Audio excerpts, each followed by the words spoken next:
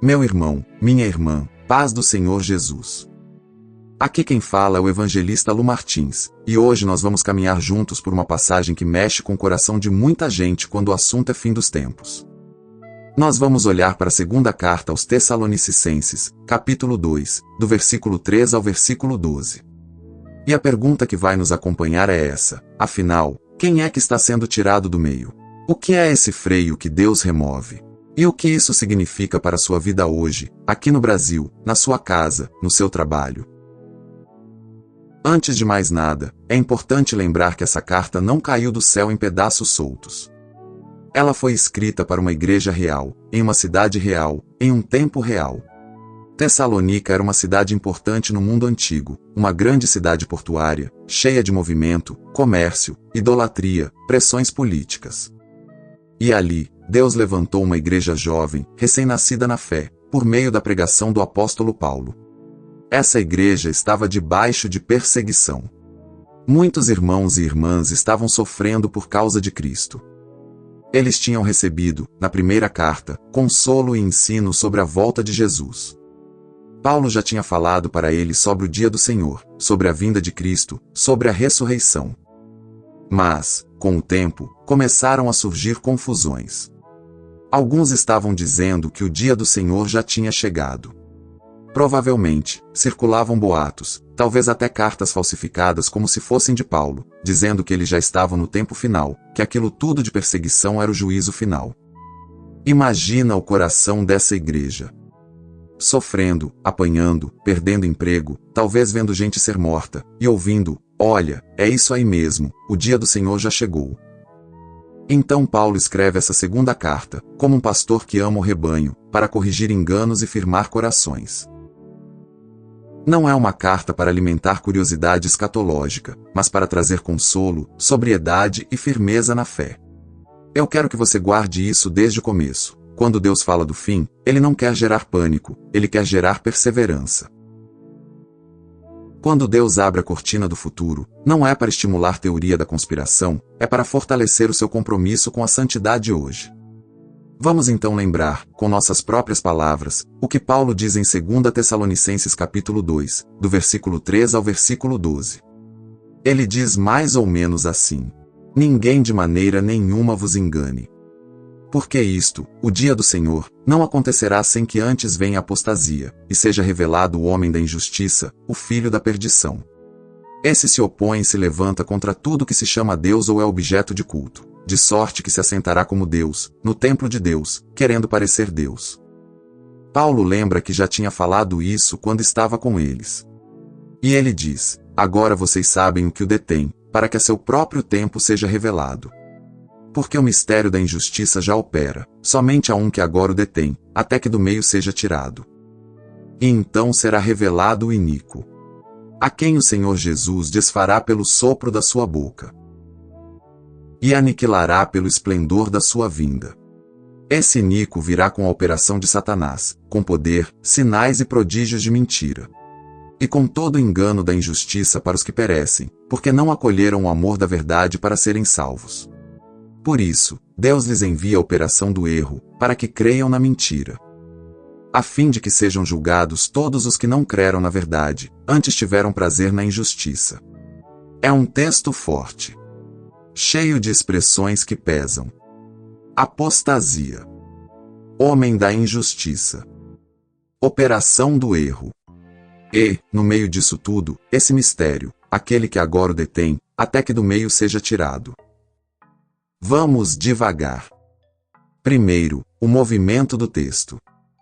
Paulo está dizendo: haverá uma grande apostasia, uma grande rebelião. Algo como uma queda, um abandono da verdade, uma virada organizada contra Deus. E, nesse contexto, será revelado, um personagem que ele chama de homem da injustiça, filho da perdição. Esse homem não é apenas um ímpio qualquer. É a personificação de uma oposição radical a Deus. Ele se coloca no lugar de Deus, se exalta, procura usurpar a adoração. A linguagem de Paulo ecoa outras passagens da palavra, como, por exemplo, a figura do chifre pequeno em Daniel, e também o que João chama de anticristo em suas cartas. Mas Paulo diz algo muito importante: esse espírito de injustiça já está operando. O mistério da injustiça já está em ação. Não é algo que só vai aparecer lá na frente, do nada. O mal já está em movimento na história. Porém, ele diz, há algo, ou alguém, que agora o detém. No texto original, o verbo usado por Paulo tem a ideia de segurar, conter, reter. Como se houvesse uma força, um freio, que está impedindo que esse mal chegue à sua expressão máxima, à sua manifestação total. E, logo em seguida, Paulo usa a expressão até que do meio seja tirado. Perceba, ser tirado do meio não significa deixar de existir. Significa ser removido como obstáculo. Algo que está no caminho, bloqueando a passagem, é retirado. O que estava segurando, deixa de segurar. Então o movimento do texto é esse. Primeiro, existe um freio. Algo que detém, que contém o avanço total da injustiça. Depois, esse freio é removido. E então, o iníquo é revelado com toda a sua força, com engano, com sinais, com poder de mentira. Mas o fim da história não é o triunfo dele. O fim da história é o Senhor Jesus desfazendo esse iníquo pelo sopro da sua boca e aniquilando com o esplendor da sua vinda. Você percebe o consolo escondido nesse texto? Paulo não está escrevendo para gerar terror. Ele está dizendo, o mal é real, sim. Vai haver uma hora em que a injustiça vai parecer triunfar. Mas, mesmo assim, o mal está debaixo do relógio de Deus. Ele só avança até onde Deus permite. Ele não é solto antes da hora. E, quando Deus permitir a revelação máxima do mal, será apenas para, em seguida, mostrar de maneira ainda mais gloriosa a vitória de Cristo. Essa é a ideia central no contexto original. Uma igreja perseguida, assustada, ouvindo boatos sobre o fim, sendo lembrada, Deus ainda está segurando as rédeas da história. O diabo não governa o tempo, Deus governa. A maldade não tem agenda própria, o Senhor é quem determina o antes e o depois. Agora, surge a grande pergunta, quem é esse que detém? Quem é esse freio? Muitos irmãos, ao longo da história da igreja, têm dito, é o Espírito Santo que será tirado do mundo. E, a partir disso, surgem muitas pregações dizendo, vai chegar o momento em que o Espírito Santo não estará mais aqui, a igreja será arrebatada, o Espírito irá embora, e então o Anticristo reinará sem oposição. Mas será que é isso mesmo que o texto está ensinando? Vamos deixar a própria Bíblia responder. A primeira coisa que nós precisamos lembrar é a promessa de Jesus sobre o Espírito Santo. Em o Evangelho de João capítulo 14 versículo 16, Jesus diz aos discípulos que rogaria ao Pai, e o Pai lhes daria outro Consolador, para que estivesse com eles para sempre. Para sempre. Essa expressão é muito forte. Jesus não diz, eu vou mandar o Espírito por um tempo, e depois ele será retirado completamente.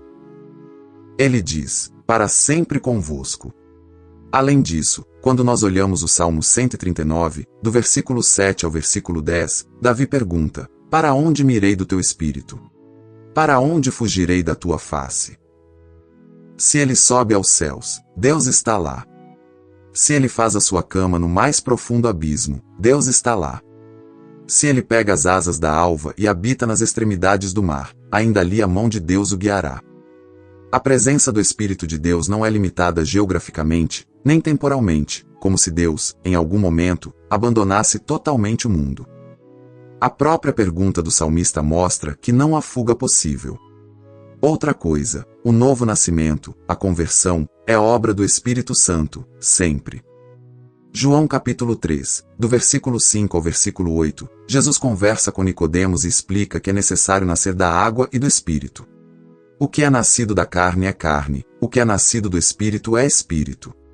O vento sopra onde quer, e assim é todo aquele que é nascido do Espírito. Sem a atuação do Espírito Santo, ninguém pode nascer de novo. Ninguém pode ser convencido do pecado, da justiça e do juízo. Ninguém pode crer verdadeiramente em Jesus. E quando nós olhamos para o livro de Apocalipse, capítulo 7, do versículo 9 ao versículo 14, nós vemos uma visão impressionante. João vê uma grande multidão que ninguém podia contar, de todas as nações, tribos, povos e línguas. Eles estão diante do trono e do Cordeiro, vestidos de vestes brancas, segurando palmas nas mãos. E um dos anciãos explica: esses são os que vieram da grande tribulação.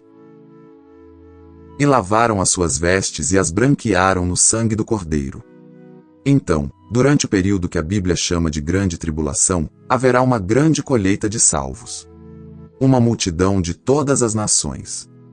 Ninguém pode ser salvo sem a obra do Espírito Santo. Isso significa que, mesmo nesse período tão difícil, o Espírito ainda estará atuando para salvar.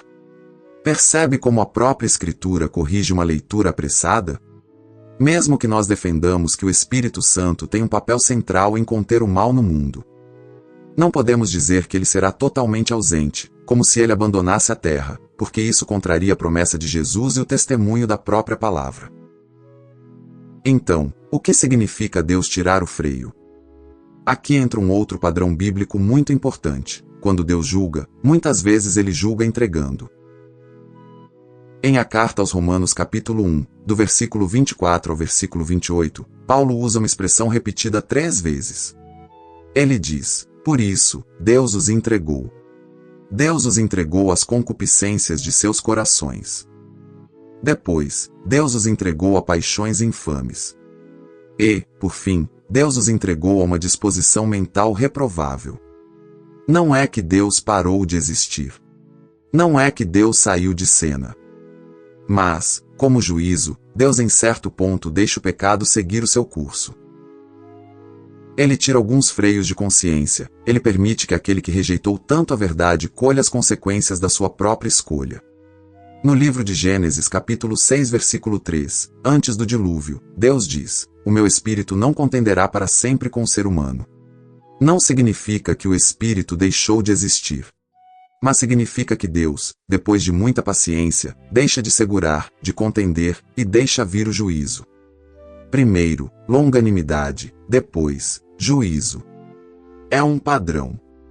Agora, volta comigo para 2 Tessalonicenses capítulo 2 versículos 11 e 12. Depois de dizer que muitos não acolheram o amor da verdade para serem salvos, Paulo diz que Deus lhes envia a operação do erro, para que creiam na mentira. E isso, para que sejam julgados todos os que não creram na verdade, antes tiveram prazer na injustiça. Mais uma vez, nós vemos esse padrão de Deus entregando. Não é que Deus esteja enganando pessoas inocentes. Ele está, em juízo, entregando a mentira àqueles que amaram a injustiça, que rejeitaram de forma obstinada a verdade. Então, quando nós lemos que há algo, ou alguém, que detém o avanço pleno do mal, até que do meio seja tirado, nós podemos entender assim: há um freio colocado por Deus na história. E em determinado momento Deus removerá esse freio como parte do seu juízo. Mas a pergunta permanece: o que, ou quem, é esse freio? Ao longo dos séculos, estudiosos e pastores têm apresentado algumas interpretações principais. Uma delas é: o Espírito Santo é o restritor do mal. Isso se encaixa com o que Jesus disse em João capítulo 16 versículo 8, quando afirma que o Espírito convenceria o mundo do pecado, da justiça e do juízo. Ele é quem ilumina a consciência, quem incomoda, quem mostra que algo está errado. Se o Espírito, de alguma forma, diminuir sua atuação de contenção, claro que o mal avançará com mais liberdade. Mas, mesmo assim, a Bíblia não nos autoriza a dizer que o Espírito será totalmente ausente da terra. Porque, como já vimos, haverá salvação, haverá gente lavando suas vestes no sangue do Cordeiro, e isso só acontece pela obra do Espírito. Outros, ao longo da história da Igreja, têm entendido que esse freio é o governo humano, a ordem estabelecida por Deus para impedir o caos. Em a carta aos Romanos capítulo 13, Paulo afirma que toda autoridade é instituída por Deus, e que o governante é ministro de Deus para o bem, punindo o mal. Quando o governo, a lei, a ordem mínima ruem, o mal encontra mais espaço. Há também quem veja esse freio como sendo a missão da Igreja no mundo. Igreja que é sal da terra e luz do mundo, como Jesus diz em Mateus capítulo 5 versículos 13 a 16. Enquanto a Igreja, cheia do Espírito, vive como testemunha. Há uma influência de contenção, de freio do mal. A presença de homens e mulheres de Deus numa sociedade inibe certas práticas, expõe certas trevas, mantém algum tipo de limite. E ainda há quem diga, não é uma coisa só, é um conjunto. O Espírito Santo, agindo na história por meio da Igreja e das autoridades estabelecidas por Deus, forma esse freio. Deus, em sua soberania, usa instrumentos humanos, espirituais e estruturais para conter o avanço pleno do mistério da injustiça. Agora, escute isso com atenção. O texto não nomeia com clareza absoluta o que detém. Ele não diz, o que detém é exatamente isso ou aquilo. Há pistas, há possibilidades, mas não há uma identificação inequívoca. E isso é muito importante, porque nos chama à humildade exegética. Em vez de sermos dogmáticos, como se soubéssemos todos os detalhes do mapa do fim dos tempos.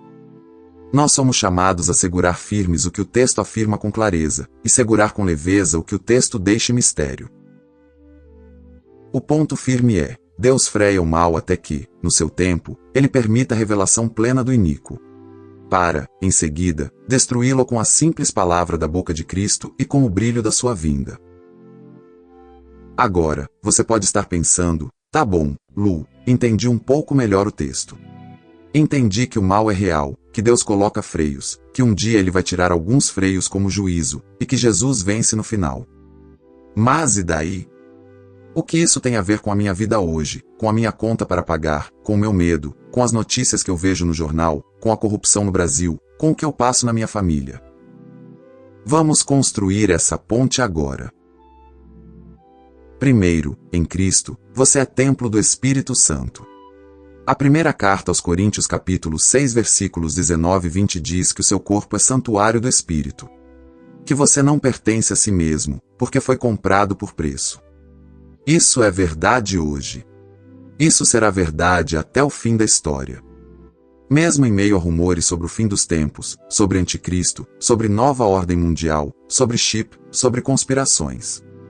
A verdade mais importante sobre você, se você está em Cristo, é essa: você carrega a presença do Deus vivo.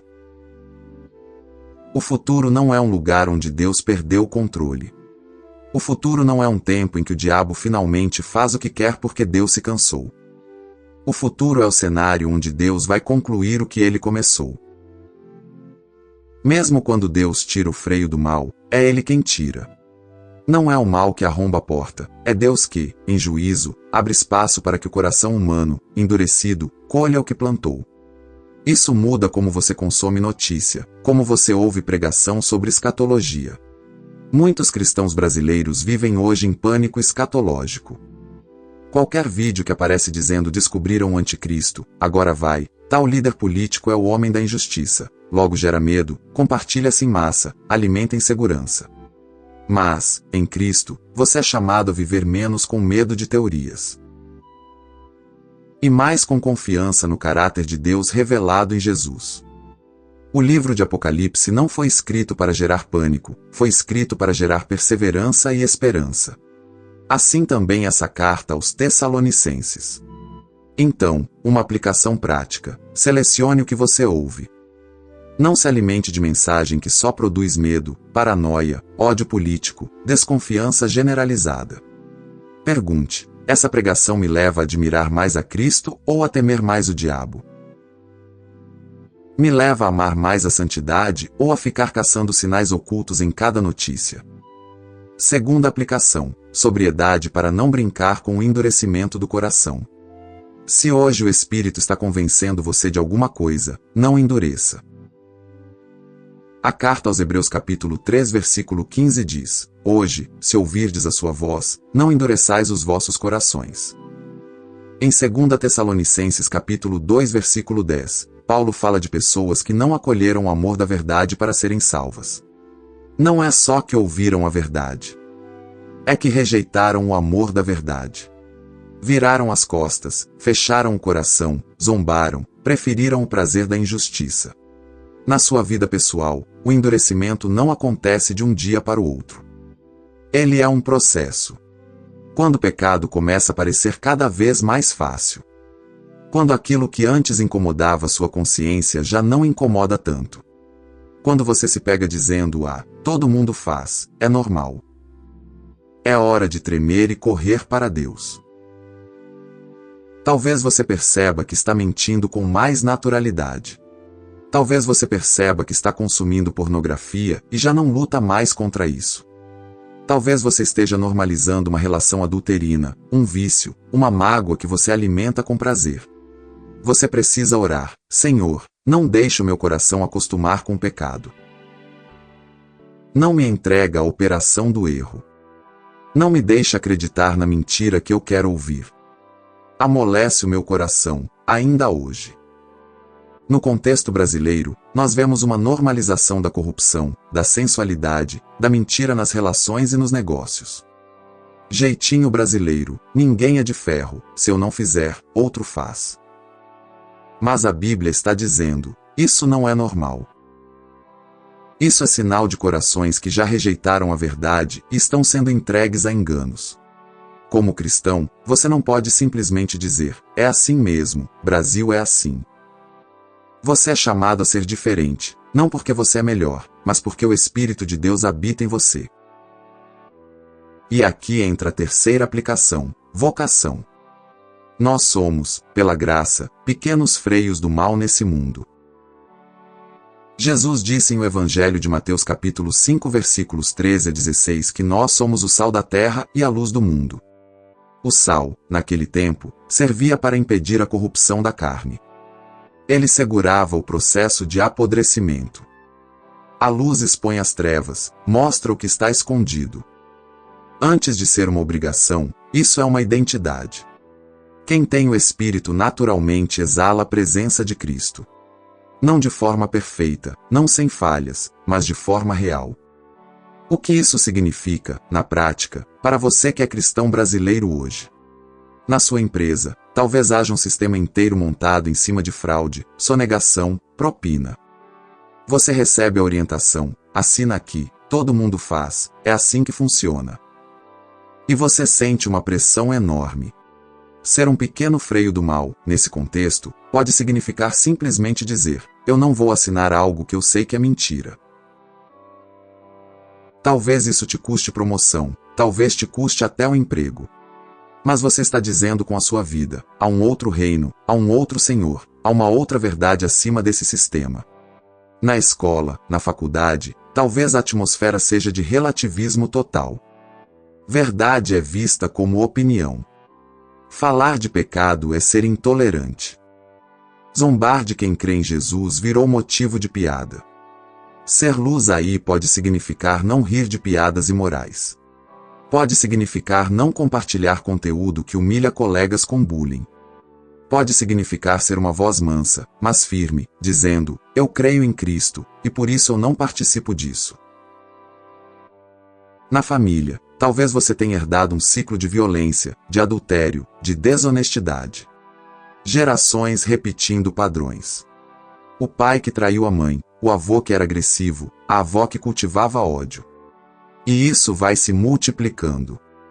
Ser um pequeno freio do mal, nesse contexto, pode significar ser o primeiro da sua geração a pedir ajuda, a buscar aconselhamento, a confessar o pecado, a dizer: em nome de Jesus, isso termina em mim. Perceba, você não está segurando o mal com a força do seu braço. É o Espírito em você, é a graça de Deus em ação. Mas Deus escolheu usar gente comum, em lugares comuns, para sinalizar ao mundo que Ele ainda está atuando. E aqui entra a pérola acionável do dia. Algo muito simples, mas muito profundo, que você pode praticar ainda hoje. Em qualquer ambiente escuro que você entrar hoje. Seja um escritório cheio de fofoca, seja uma sala de aula cheia de deboche, seja uma roda de amigos cheia de malícia, seja um grupo de família no celular cheio de ódio. Faça uma oração silenciosa, ali no seu coração. Espírito Santo, usa minha presença para lembrar esse lugar de que o Senhor ainda está aqui. Só isso. Uma frase. Mas uma frase carregada de fé. E depois dessa oração, haja conforme ela. Fale a verdade com amor. Recuse participar do que Deus reprova. Seja manso onde todo mundo é ríspido. Seja íntegro onde todo mundo mente. Talvez ninguém perceba na hora, mas você estará cooperando com esse freio de Deus na história. Agora, eu quero te lembrar de algo fundamental. O centro de toda essa conversa sobre fim dos tempos não é o homem da injustiça, não é o anticristo, não são os sinais, não é o chip, não é a geopolítica. O centro é Cristo. 2 Tessalonicenses capítulo 2 versículo 8 diz que o Senhor Jesus destruirá o iníquo pelo sopro da sua boca e o aniquilará com o esplendor da sua vinda. O clímax da história não é o surgimento do homem da injustiça. É a revelação gloriosa de Cristo. Na cruz, Jesus já desarmou os principados e potestades. A carta aos Colossenses capítulo 2 versículo 15 diz que ele despojou os principados e potestades, os expôs publicamente e triunfou sobre eles. Sabe o que isso significa? Que o fim dos tempos não será uma luta equilibrada, em que nós ficamos torcendo para ver quem ganha. A vitória já foi decretada na cruz. A segunda vinda é a aplicação plena, histórica, pública, visível, da vitória que já foi conquistada. Quando Deus fala de juízo, Ele não está sendo sádico. Ele está colocando um ponto final num mundo de injustiça. Ele está dizendo às vítimas esquecidas da história: eu não esqueci de vocês. Ele está dizendo a cada lágrima não enxugada neste mundo: eu vou enxugar dos vossos olhos toda lágrima. Então, como nós respondemos a essa palavra hoje? Talvez você seja alguém que tem vivido com medo do fim.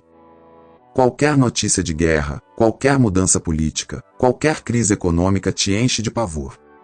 Você passa horas assistindo vídeos de teoria sobre fim dos tempos, e o seu coração oscila entre curiosidade e desespero. Hoje, o convite de Deus para você é: volte os olhos para Cristo, não para especulações. Em vez de gastar sua energia tentando decifrar cada símbolo profético, invista seu tempo conhecendo o coração daquele que virá. Ore assim: Senhor, eu quero te conhecer mais do que quero decifrar o futuro. Eu quero amar mais a tua presença do que amo detalhes do calendário profético. Talvez você seja alguém que está resistindo ao Espírito hoje. Você sabe que Deus está falando com você sobre um pecado específico, sobre uma área da sua vida. E você tem dito: depois eu vejo isso, não é tão grave assim, não quero mexer nisso agora. Em nome de Jesus, arrependa-se enquanto ainda freio. Enquanto a voz de Deus ainda incomoda, ainda corta, ainda dói um pouco. Esse incômodo é graça. Pior do que um pecado que dói é um pecado que já não dói mais. Confesse pecados concretos. Não apenas diga: Senhor, perdoa os meus pecados em geral. Diga: Senhor, perdoa a minha mentira nesse assunto. Perdoa o meu ódio por tal pessoa. Perdoa a minha imoralidade nessa área. Traga à luz o que está escondido. E creia que o sangue de Jesus purifica de todo pecado. Não há pecado tão antigo, tão repetido, tão vergonhoso, que o sangue do Cordeiro não possa limpar. Talvez você represente uma igreja local, um grupo, uma célula, uma família inteira em Cristo. Como corpo, nós somos chamados a assumir o papel de comunidade cheia do Espírito que resiste ao mal pelo bem. Não é uma resistência armada. É uma resistência de santidade, de amor, de serviço, de generosidade. É orar pela nossa nação. Orar para que Deus ainda tenha misericórdia, ainda coloque freios na injustiça. E, principalmente, para que muitos sejam salvos, ainda enquanto é dia. Agora, caminhando para o final. Eu quero resumir com você a verdade central, deixar a pérola do dia, te dar um vislumbre da graça e te conduzir a uma breve oração. A verdade central é essa. O mal é real e avança na história, mas nunca fora do controle de Deus.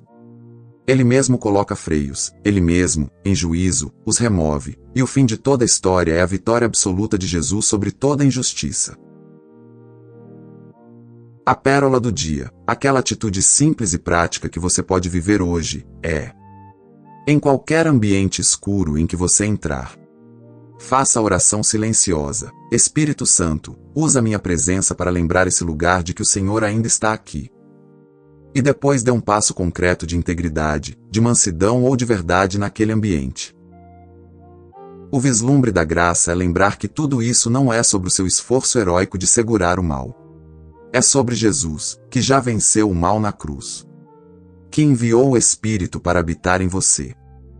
E que um dia voltará em glória para acabar com toda injustiça. Você não luta para merecer essa vitória. Você luta porque já foi incluído nela pela graça. Então, vamos encerrar com uma breve oração. Se você puder, incline o seu coração diante de Deus agora. Senhor Jesus, obrigado porque o futuro está nas tuas mãos. Obrigado porque nem o homem da injustiça, nem o diabo, nem governo algum, nem crise alguma, tem a última palavra sobre história. Espírito Santo, obrigado porque o Senhor não abandona o mundo nem o teu povo. Obrigado porque é o Senhor quem nos convence, quem nos guarda, quem nos guia. E porque, mesmo em tempos de juízo, o Senhor continua salvando, continua chamando, continua restaurando. Nós te pedimos, dá-nos corações sensíveis. Corações que se arrependem rápido. Que não se acostumam com o mal. Que não desprezam o amor da verdade. Livra-nos de um cristianismo de curiosidade apenas. E leva-nos a um cristianismo de obediência, de santidade, de amor. Usa nossa vida como um sinal, pequeno mas real, de que o Senhor ainda está agindo na história. Que a nossa presença em casa, no trabalho, na escola, na rua, lembre as pessoas de que Deus ainda coloca freios. De que Deus ainda salva. De que Deus ainda chama ao arrependimento. Tem misericórdia da nossa nação, Brasil. Não nos entregues totalmente à operação do erro. Levanta uma igreja cheia do Espírito. Humilde nas certezas, firme na verdade. Corajosa no amor. Nós oramos assim, confiando não em nós, mas naquele que venceu na cruz e que voltará em glória. Em nome de Jesus. Amém. Que o Senhor te abençoe, te guarde e faça de você, hoje, um pequeno sinal da grande vitória de Cristo no meio desse mundo. Até a próxima, em nome de Jesus. Que bom que você continuou aqui. Sabe, a maioria das pessoas desliga assim que a história principal termina, mas quem fica até o final geralmente está em busca de algo mais profundo, de um alimento sólido para a alma. Então, considere este momento como um presente exclusivo para você que tem fome de entender os mistérios de Deus. Meu irmão, minha irmã, paz seja convosco. Aqui é o evangelista Lu Martins mais uma vez, e agora nós vamos mergulhar em águas profundas. Vamos abrir a palavra em um texto que tem gerado debates, medo, mas também muita esperança ao longo dos séculos. Estou falando da segunda carta do apóstolo Paulo aos Tessalonicenses, capítulo 2, especificamente do versículo 1 ao versículo 12. O tema é sério, o homem da iniquidade e aquele que o detém. Para a gente entender isso, precisamos voltar no tempo. A igreja de Tessalônica estava vivendo um momento de pânico. Imagine você, acordando hoje e recebendo uma mensagem no seu celular dizendo que o arrebatamento já aconteceu e você ficou para trás. Ou que a grande tribulação já começou e o fim do mundo é hoje. O coração dispara, não é? Pois era exatamente isso que estava acontecendo lá. Falsos mestres, e até cartas falsificadas em nome de Paulo, diziam que o dia do Senhor já tinha chegado. E como eles estavam sendo perseguidos, sofrendo muito, aquilo parecia fazer sentido. Se estamos sofrendo tanto, deve ser o fim, pensavam eles. Paulo, então, escreve para acalmar os ânimos e colocar a teologia no lugar. E ele nos dá um roteiro do que deve acontecer antes do fim, para que ninguém nos engane. Vamos ler juntos, prestando atenção em cada detalhe, lembrando de converter os números em texto na nossa mente. 2 Tessalonicenses, capítulo 2, a partir do versículo 3. Paulo diz: Ninguém, de maneira alguma, vos engane, porque não será assim sem que antes venha a apostasia, e se manifeste o homem do pecado, o filho da perdição. O qual se opõe e se levanta contra tudo que se chama Deus ou se adora, de sorte que se assentará, como Deus, no templo de Deus, querendo parecer Deus. Paulo continua no versículo 5: Não vos lembrais de que estas coisas vos dizia quando ainda estava convosco? E agora vós sabeis o que o detém, para que a seu próprio tempo seja manifestado. Porque já o mistério da injustiça opera, somente a um que agora o resiste até que do meio seja tirado. E no versículo 8: E então será revelado o iníquo, a quem o Senhor desfará pelo sopro da sua boca e aniquilará pelo esplendor da sua vinda. A esse cuja vinda é segundo a eficácia de Satanás, com todo o poder, e sinais, e prodígios de mentira. E com todo o engano da injustiça para os que perecem, porque não receberam o amor da verdade para se salvarem. Meus amados, esse texto é uma âncora em meio ao mar agitado das especulações. Vamos desembalar isso com calma. Primeiro, Paulo estabelece uma ordem cronológica para combater o medo. Ele diz: calma, o fim não é bagunça. Antes da volta gloriosa de Cristo, duas coisas principais precisam acontecer: a apostasia e a revelação do homem do pecado. A apostasia não é apenas um esfriamento espiritual. A palavra grega original sugere uma rebelião, um levante, uma deserção militar. É um abandono deliberado e público da fé verdadeira. Não estamos falando de pessoas que apenas deixam de ir à igreja, mas de um sistema organizado de rejeição à verdade de Deus, muitas vezes vindo de dentro de estruturas que deveriam ser religiosas. Em seguida, Paulo fala do homem do pecado ou filho da perdição. Essa figura, que João chama de anticristo em suas cartas, não é um mito. Será um líder, uma pessoa real, que encarnará a maldade final. Observe a arrogância dele descrita no versículo 4. Ele se senta no santuário de Deus e reivindica ser Deus. É a repetição do pecado original de Lúcifer e de Adão, o desejo de tomar o lugar do Criador. Mas aqui entra o ponto mais fascinante e consolador do texto, que está no versículos 6 e 7. Paulo diz que o mistério da iniquidade já opera. Ou seja, o espírito do anticristo já está no mundo hoje. A maldade, a corrupção, a mentira, a violência que vemos no Brasil e no mundo não são acidentes, são operações espirituais. Porém, e esse é um grande porém, existe algo, ou alguém, que o detém. O termo grego usado aqui dá a ideia de alguém que segura, que restringe, que freia.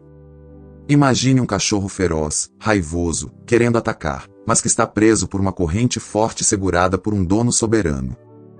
O mal quer avançar, o anticristo quer aparecer, Satanás quer destruir tudo agora, mas ele não pode. Por quê? Porque há uma restrição divinamente imposta. Quem é esse que detém? Essa é uma das perguntas mais debatidas da teologia. Paulo diz aos Tessalonicenses: vós sabeis. Eles sabiam porque Paulo tinha explicado pessoalmente. Nós temos que deduzir pelo contexto da Bíblia. Alguns disseram, ao longo da história, que era o Império Romano e a lei humana que impediam o caos total. Outros dizem que é a pregação do Evangelho que precisa alcançar todas as nações. Mas a interpretação que mais conforta o coração da igreja e se alinha com as Escrituras é que esse freio é a atuação do Espírito Santo através da igreja fiel. Jesus disse em Mateus capítulo 5, versículo 13, que nós somos o sal da terra. Para que serve o sal, na antiguidade? Para dar gosto? Sim, mas principalmente para conservar. O sal impede que a carne apodreça rapidamente. A presença do Espírito Santo na terra, habitando na igreja, agindo nas consciências, freia o apodrecimento total da sociedade. Enquanto a igreja do Senhor estiver aqui, cheia do Espírito, pregando a verdade, orando, intercedendo e vivendo em santidade, o mal não pode se manifestar plenamente. Você entende a importância da sua vida? Você não é apenas um CPF na multidão. Você é parte do dique, da represa que segura a inundação da maldade no mundo. Mas o texto diz, no versículo 7, que esse que detém será tirado do meio. Isso gera muito medo. Ah, o Espírito Santo vai embora e nós vamos ficar sozinhos. Não é bem assim. Deus é onipresente. O Espírito não pode deixar de existir em algum lugar. O que será tirado é a sua função de restrição. Deus vai soltar a corrente. Deus vai dizer, o mundo quis tanto pecado, o mundo rejeitou tanto a verdade, então, Tomem o que vocês pediram. É um ato de juízo. Em Romanos capítulo 1, Paulo diz várias vezes: Deus os entregou. Quando o homem insiste no erro, o pior castigo de Deus não é um raio, é deixar o homem viver as consequências plenas da sua escolha. Quando o restridor for tirado, o mal terá carta branca por um breve período. E aí o iníquo será revelado. E agora, eu quero que você preste muita atenção, porque aqui está a virada da história. O versículo 8 não diz que haverá uma batalha cósmica equilibrada, onde Deus e o diabo vão sair no soco para ver quem ganha. Não. O texto diz que o Senhor Jesus matará esse homem da iniquidade com o sopro da sua boca. Você tem noção do poder disso? O inimigo vai se levantar com todo o poder, sinais, prodígios de mentira, enganando as nações, parecendo invencível. E Jesus não vai precisar nem levantar a mão. Apenas o sopro, a palavra, a manifestação do esplendor da sua vinda, e acabou. É game over instantâneo. A luz chega, e a treva não tem escolha a não ser desaparecer. Isso precisa encher seu coração de coragem hoje. Às vezes olhamos para a política, para a economia, para as leis sendo aprovadas, e pensamos, o mal está vencendo. Não está. O mal está apenas operando dentro de uma coleira, pelo tempo que Deus permite, para cumprir propósitos de juízo, e quando Cristo decidir, basta um sopro. Mas há um alerta grave aqui também. O versículo 10 fala daqueles que perecem. Por que eles perecem? Porque não receberam o amor da verdade para se salvarem. Veja que interessante, não diz que eles não conheceram a verdade. Diz que eles não amaram a verdade. Tem muita gente dentro das igrejas que conhece a Bíblia, conhece a profecia, mas não ama a verdade. Ama a novidade. Ama a prosperidade. Ama o status. Ama o debate. Mas a verdade, que confronta o pecado, que exige renúncia, que aponta para a cruz, essa eles não amam. E o versículo 11 traz uma das sentenças mais assustadoras da Bíblia, e por isso Deus lhes enviará a operação do erro, para que creiam a mentira. Quando a pessoa endurece o coração consistentemente contra a verdade, chega um momento em que o próprio Deus permite que ela seja enganada. Ela perde a capacidade de discernir. O falso parece verdadeiro, e o verdadeiro parece falso. Como trazemos isso para nossa segunda-feira, para nossa vida prática? Tenho 3 aplicações para o seu coração hoje. Primeiro, não viva com medo do anticristo, viva em reverência a Cristo. O foco de Paulo não é fazer a gente caçar quem é a besta, mas nos assegurar de que Cristo está no controle. Se você está em Cristo, você está do lado daquele que tem o sopro da vitória. A escatologia bíblica não é para gerar terror, é para gerar esperança. Consolem-se uns aos outros com estas palavras, diz Paulo na primeira carta. Segundo, seja um agente de restrição do mal onde você está. Se o Espírito Santo, através da igreja, é quem detém o mal, então você, cheio do Espírito, tem um papel no seu trabalho, na sua faculdade, na sua família. Quando você se recusa a rir daquela piada suja, você está detendo o mal. Quando você não participa da fofoca no escritório, você está detendo o mal. Quando você é honesto nos seus impostos, mesmo quando ninguém está vendo, você está exercendo o papel de sal. Não subestime o poder de uma vida santa. Ela freia a podridão ao redor. Terceiro, cultive o amor pela verdade. Isso é a vacina contra a apostasia. Peça a Deus, Senhor, faz-me amar a tua palavra, mesmo quando ela me dói. Em tempos de fake news, de enganos profundos, de teologias de coaching, a única segurança é amar a Bíblia mais do que a nossa própria opinião. Quem ama a verdade não é seduzido pelos sinais e prodígios de mentira do anticristo. Sinais não validam a verdade valida os sinais. Então, meu irmão, minha irmã, olhe para o futuro com a cabeça erguida. O mundo pode piorar? Sim, a Bíblia diz que a iniquidade vai aumentar. O amor de muitos vai esfriar. Mas o trono não está vazio. Há alguém segurando a corrente. E há um dia marcado na agenda de Deus para o sopro final. A pérola que eu deixo para você hoje é essa: Em um mundo que está se preparando para o homem da mentira, prepare-se sendo um homem e uma mulher da verdade.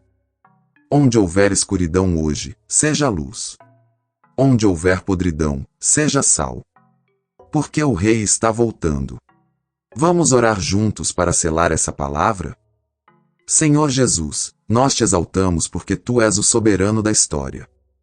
Obrigado porque o mal não tem a última palavra, o Senhor tem. Pai, livra-nos do medo e da ansiedade sobre o fim dos tempos. Dá-nos o discernimento do teu Espírito. Que não sejamos enganados por sinais de mentira, nem seduzidos pela iniquidade. Gera em nós um amor profundo, ardente e inegociável pela tua verdade. Espírito Santo, usa nossa vida hoje como um freio contra o mal. Que onde pisarmos, a atmosfera mude, as trevas recuem e o teu reino seja manifesto. Nós aguardamos, com esperança, o dia em que o sopro da tua boca colocará fim a toda injustiça. Maranata, ora vem, Senhor Jesus. Amém. Que Deus te abençoe poderosamente. Fique firme, fique na verdade, e até a próxima.